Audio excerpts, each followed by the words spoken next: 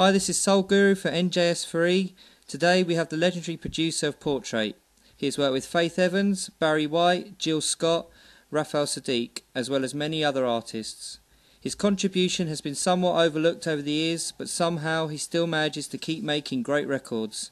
I'm proud to say that we have Angelo Saulsberry with us today. Welcome to NJS4E. How you doing, man? Hey, what's going on? I'm actually freezing in Los Angeles right now. Early in the morning, it's a foggy day, but it's a good day. God let me live another day. Fantastic. It's great to have you here. So, how did it all start for you? How did you get your big break? Well, I came in the game through a group situation, of course, called Portait. But originally, Portait was supposed to be a writing team for people, and we were doing demos and writing songs for people. So that's how it all started. It really wasn't meant to be a group. It was meant to be a production team. Just the way like Bad Boy and Math, and we had a camp. Right. At that time, we were all 17, 18 years old. We had a camp, and that's what we were going to do. But our demos sounded so good for other people. Capitol convinced us, lady at Joy, her name is Joy Bailey at Capitol Records. Right. Like, you guys should do a group. We're like, huh? She's like, yeah, you got your own sound. Listen to your demos. And that's how I came in it. So, for me, producing was always in my heart. We just happened, to do the group thing, and it took off for us. But and since I wrote and produced all that stuff, with the guys, that's where it started. And that's and I came in the game. And the thing about it is, our group was the first group in Source magazine. Now, Source magazine is a hip-hop magazine. Right. What that told us was that we crossed the line with a lot of the hip-hop cats, because they were like, wow, we're going to listen to some R&B stuff. We like Portait. It was kind of like us in intro. So, it bridged that gap between, okay, is this R&B, but then again, it has a rap feel to it, but then it sounds like a band. We were different. So that's how pretty much everything all started. I mean, it started right from there. Portait is the basis of everything for me.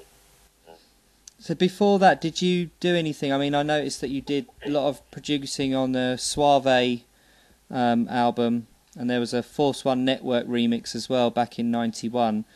Did you do any stuff before that? You know what? And the reason why, and God forgive me for that too, because the camp that we were in, it was weird because Suave, the guy, he actually had the idea of starting a camp like that. If we would have done our business correctly, we would have been probably like the first camp. And so Suave's idea was, okay, let's do a camp idea. And while we were writing songs and doing things, he happened to be working on his record. Right. So at the same time, us getting a chance to write and produce that record, it really opened up a lot of doors for us. So, like I said, when we were at camp, we were just a production team at the time. And Suave said, man, I got a situation on Capitol. You guys do my record, but, I think they want you guys to be a group. So he looked up everything. We were nervous. We were learning. When we did that Suave album, we were like 18 years old. And I'm in there, 18 years old, mixing on $1 million board. I knew my raw talent, what I had, but I really didn't know at the time what was going on. I didn't even know about publishing.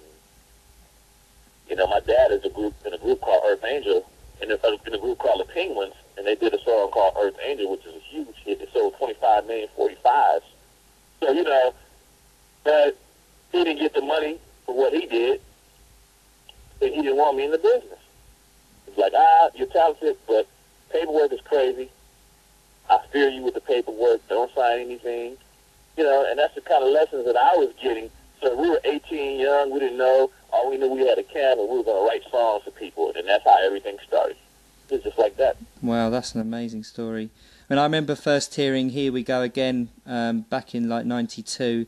there was actually a UK remix as well that was doing the rounds by Bob Jones, and it got a massive buzz. And I remember hearing it, thinking, God, who made this?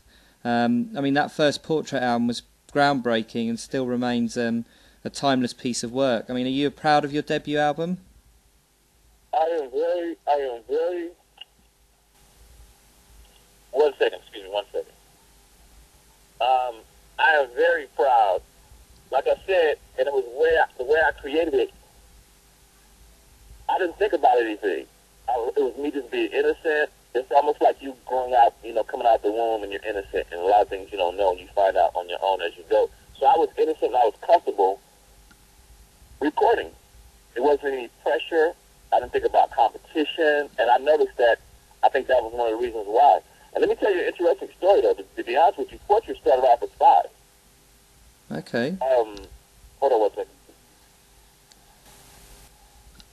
Portrait started off as 5 people. I'm going to tell you the story. A lot of people don't know this. Okay.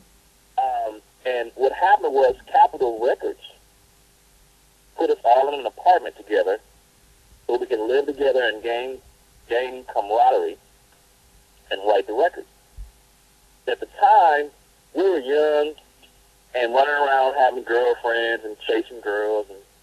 But one group member, who was an actual 5th member, had a girlfriend, and she just did not want him to live with us. She was like, you guys will live together, you guys are going to be having girls over here, you guys are going to be doing this. So it got to the point where she told him, if you live with them, I don't want to be with you no more. Well, he was so in love with her at the time, and she was just one of those women that were doing the right thing. He was young. She was cooking for him. She was washing his clothes. She was doing womanly things to a guy that was 18, 19 years old. So he really got caught up and fell in love. I don't blame him. I understand. But it got so bad to where we had to have a meeting with the president of Capitol Records, and the meeting was about, okay, young man, we got you guys in an apartment together, and we understand that you don't want to live with the guys, or your girlfriend is having a problem with you living. But we got the apartment for you guys so you guys can establish being tight, because you guys are going to go on the road together and do everything. He tells the guy, well, you really don't have any choice. Either you live with the group or, you're out the group.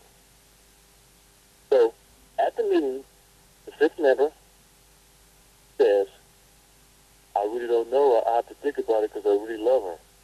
Which we didn't understand right now, which showed us you must not be dedicated. And he didn't give the president an answer. Right then and then it was like, okay, you're out the group. Now, this guy was like the lead singer. He sounded like Bubba, Big Bub from Today or something like that. He had a really strong type of sound. So when we kicked him out, I had to tell Philip to step up. Philip was not the greatest singer in the world, but he had a nice tone. So we established this smooth thing because we had to change our sound, and it worked for us. Now, with the other dude, maybe we wouldn't even hit. We would have probably flopped. So that actually helped us change our sound, and that's the sound that we have right now up to this day.